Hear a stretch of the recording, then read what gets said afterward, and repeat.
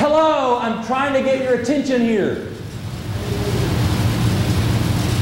Revelation, miracles, hearing from God, whatever it is not going to happen until you stop and go, wow. And that's what Moses did. I mean, he's been in this same pasture, with Terry playing in the fields.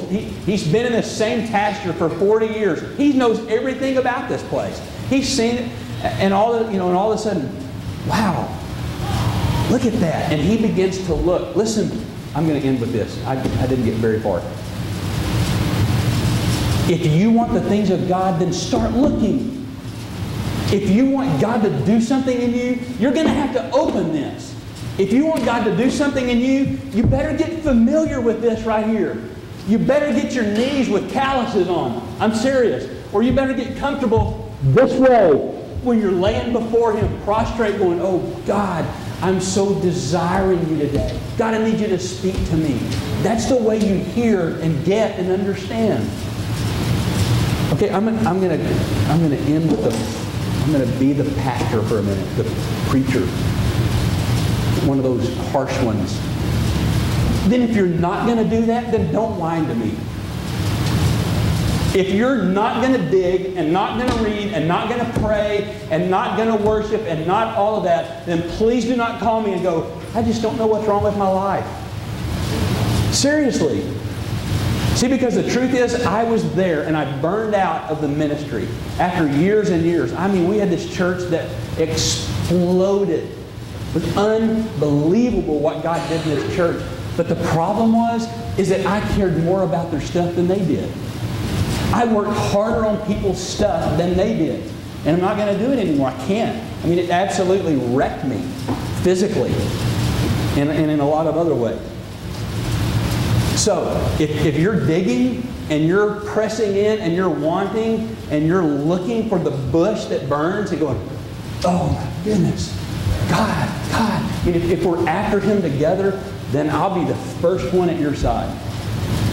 And I still will be at your side. If I don't go, okay, we got to go. I'm not saying that. I will always love you. And Terry and I pray every day for everyone on that church roll. I mean, I will always, but I'm just saying, I'm trying to speak to you as an adult. It's like I'm not a good babysitter. I've done my share of babysitting. I want some big people to talk to now. Terry used to go, I don't know what to do when I get out with adults. I've spent all of my life talking to children. They're going to think I'm silly when I'm wiping drool and stuff. No, it's like, see, it's the same way spiritually. I'm so ready for a church full of adults. Instead of 80-year-old children that I'm still changing their diapers spiritually. Listen, if we name the name of Jesus, if we say that we belong to Him, then let's live like it. Let's hunger like it. Let's dig like it. Let's read like it. Let's believe like it. Does that make sense? I double dog dare you to start looking at this and going, God, I have no idea what I'm about to say, but I'm going to read this from this cover to this cover, and I'm going to believe every word you say. And I'm going to assume that every word you say is for me. I mean, it's a total paradigm shift. Instead of being afraid of this, going, now I don't know, boy, I don't want to get into any error there. You know what? If you don't look, you're not going to get in any error. So you're okay. I promise you're okay. But can I tell you, the greatest error you could ever make is not to believe this.